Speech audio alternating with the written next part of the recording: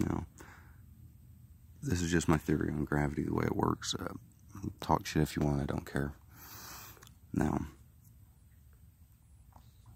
just look at it this way.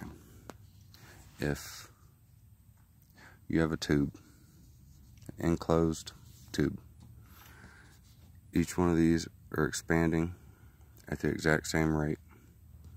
Obviously, you're going to have more pressure out here than you've got in between these two objects. So the force from out here and out here is going to force them together, which is the way gravity works, in my opinion. Einstein got it right with the gravity as a warp of space-time. Yes, but it's not because mass does not pull each other together. I believe that's wrong. I believe the expanding space pushes mass together. Gravity does not pull anything. Gravity pushes. And it's caused by the expanding space. Same as a warp drive. Forgive my drawings here, but I'm sure anybody who's ever watched Star Trek knows how warp drive works. Expanding space behind, contracting space in front. Therefore, you go as fast as you want to because you're not traveling through space. Space is traveling around you.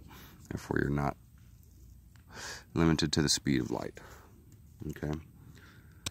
Same concept as this is what mass does. Mass creates a warping of space-time. Acts just like a warp drive does on a spaceship. You have less space in here expanding than you do have on the other side, obviously, in space as we go on forever. That's what this drawing is. The space is expanding equally in all different directions.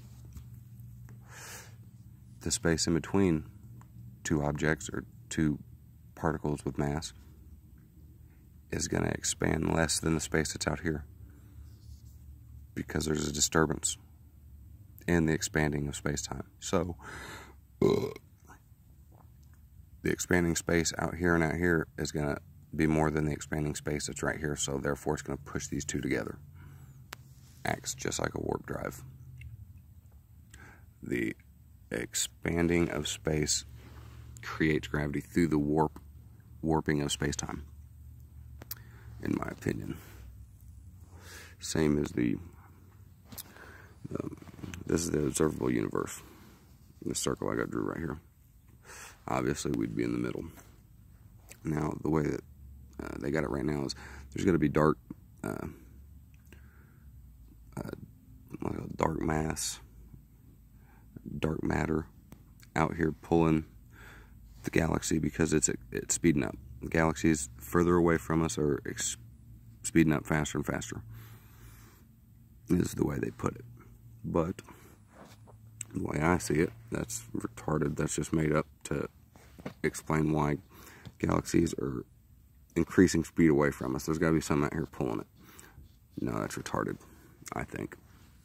If you've got a soapbox car, top of the hill, it's going 0 miles an hour. You release it. The pressure of gravity right here is the same as the force of gravity down here. That's not going to change. It's going to be the same, but it's going to be accelerating nonetheless, even though the force acting upon it does not change. It is accelerating. Force right here and right here are identical, but it is going to be going faster and faster. Same as this. Since the Big Bang, the expanding of space is pushing the galaxies away from us. The longer it goes, the further it goes, the faster it's going to get going, just like this. The more time that you let the expanding space act upon it, the galaxies are going to continue to go faster and faster and faster until they reach light speed. Well, close to light speed or whatever. You know, I don't know the details on it, but that is my theory on why galaxies are expanding or getting away from us, moving faster and faster. You know, the whole redshift jazz and all that good stuff. Therefore, if you had a galaxy at the top of the hill, which is the Big Bang, where it's at down here 14 billion years later, it is going to be going faster down here than it is right here, even though the force acting upon it never changes throughout here. Space is pushing on it the same right here as it is right here. It is going to be going faster down here. Hence my soapbox derby card drawing. So, if you ask me, that explains why the galaxies are traveling faster and faster the further they get away from us. Because expanding space is having longer and longer and longer time to push on it. Just my theory. And feel free to talk shit if you want. Quite frankly, I do not care. That's the way I see it. Same as this. If you think of these as people, you got 10 people right here, and they're all pushing on each other's hands, kind of like Red Rover. They're all arm to arm. Give you an illustration. Like that. They're all standing just like that, pushing on one another, but they go on forever. There's another person right here, so on and so forth. The pressure right here is going to be more than the pressure, the 4 people that you have pushing out right here, which is a representation of the expanding of space. The pressure of them 4 pushing out on these objects is not going to be the same as the however many you want to put out here, because basically that just goes on to the very edge of the universe, which is expanding all the time since the Big Bang. So obviously these people inside of here that are right here, these are 2 objects with mass. Now these people pushing out on this and this, obviously the people out here are going to create way more pressure pushing out on one another, because they go on for infinity, almost infinity, to the edge of space. Okay, so they are going to force this object with mass and this object with mass together, therefore creating gravity. If you only have the Big Bang, a singularity of infinite density, blah, blah, blah, blah, blah, gravity ceases to exist, because gravity is only created when you have more than one object that creates a disturbance in space, the warping of space-time. It does not happen with one.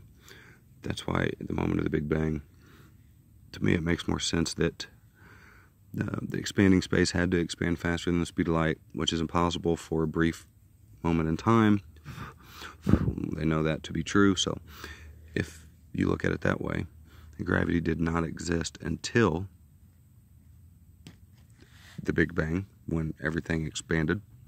Then gravity did not have a chance to stop the expanding space, obviously, because if infinite density, bloody, bloody, blah, gravity would have never let this expand. It would have stayed what it is forever, or it would have exploded and went right back. Unless you look at it this way, one side, like I said, gravity did not exist until the Big Bang. Well, after the Big Bang, once there was more than one object, not just a singularity of infinite mass and density, then gravity is created after the Big Bang. Therefore, would solve the problem of why space expanded quicker than the speed of light, and why that the Big Bang ever happened, and why is it still expanding, and why did it not all condense right back onto itself? Because gravity didn't exist at the moment of the Big Bang. It didn't happen until after the Big Bang, when gravity was created by the warping of space-time.